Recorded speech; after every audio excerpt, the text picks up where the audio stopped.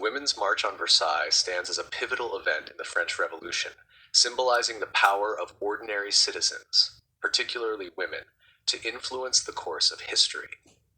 Occurring in October 1789, the march was not only a reaction to immediate economic hardships, but also a demonstration of growing political consciousness among the lower classes.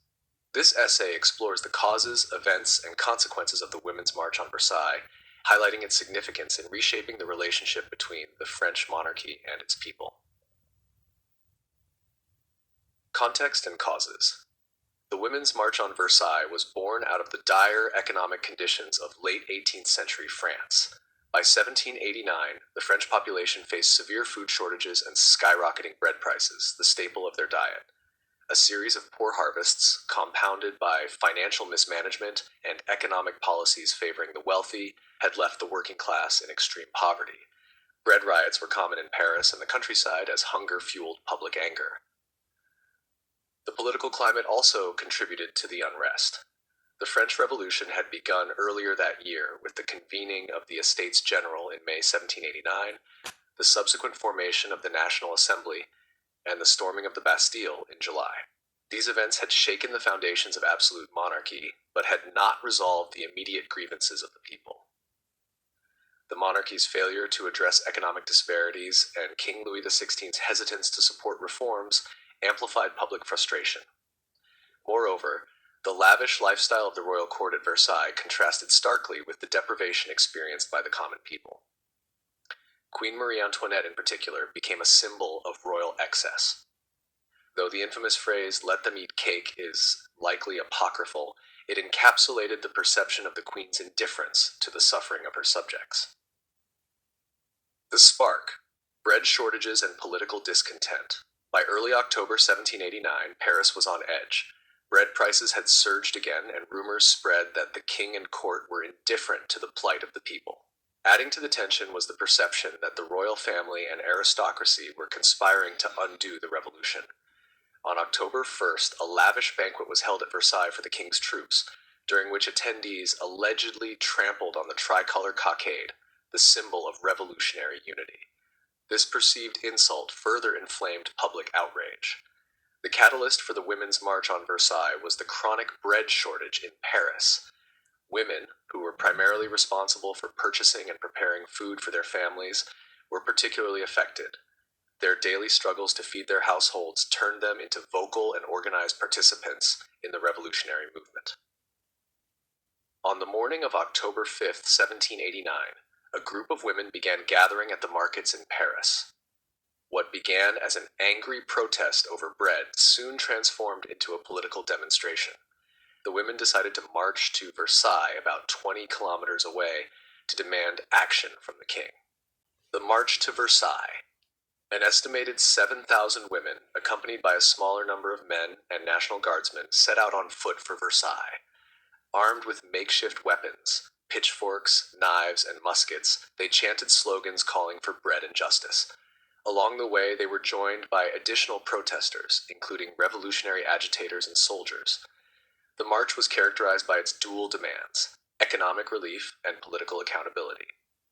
The women aimed to confront the king directly, believing that his physical presence in Paris was necessary to ensure the success of the revolution. They also sought the dismissal of royal advisors seen as counter-revolutionary, particularly the Queen's confidant, the Austrian-born minister Joseph-François Foulon. Arrival at Versailles. The marchers arrived at Versailles late in the afternoon on October 5th. Their arrival caused panic among the royal court and the National Assembly, both of which were unprepared for such a large and determined crowd. Initially, the women presented their grievances to members of the assembly, demanding bread and assurances that the king would support the revolution. As the day turned to night, tensions escalated. A delegation of women gained an audience with King Louis XVI, who promised to address their concerns and ensure the supply of bread to Paris. While some of the marchers were temporarily pacified, others remained distrustful of the king's promises, viewing them as empty words. The storming of the palace. In the early hours of October 6th, events took a dramatic turn. a group of protesters, angered by delays and emboldened by revolutionary fervor, broke into the palace grounds. They stormed the queen's quarters, forcing Marie Antoinette to flee to the king's chambers for safety. The royal guards managed to repel the intruders, but the breach underscored the vulnerability of the monarchy. Amid the chaos, the crowd chanted for the king and queen to relocate to Paris. They demanded that the royal family be brought closer to the people, symbolizing their accountability to the nation. Faced with no viable alternative, Louis XVI agreed. The return to Paris. On the morning of October 6th, the royal family departed Versailles under heavy escort, accompanied by the jubilant but unruly crowd. The procession back to Paris was both a triumph and a spectacle. The king, queen, and their children were paraded through the streets, surrounded by thousands of marchers who carried bread and revolutionary banners. Some women even carried pikes adorned with the heads of slain royal guards. The royal family was installed in the Tuileries Palace, where they would remain under virtual house arrest. Their relocation to Paris marked a significant shift in the balance of power, as the monarchy was now under the watchful eye of the revolution. Consequences and significance. The Women's March on Versailles had profound political, social, and symbolic implications. 1. Strengthening the revolution. The march underscored the ability of ordinary citizens, that particularly women, to influence political events. It demonstrated the power of collective action and highlighted the central role of women in the revolutionary movement. Though women would not gain formal political rights during the revolution, their participation in events like the march challenged traditional gender roles and laid the groundwork for future feminist movements. Number 2, undermining the monarchy.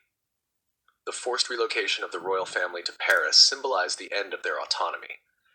By placing the king under the control of the revolutionary government, the march accelerated the erosion of monarchical authority.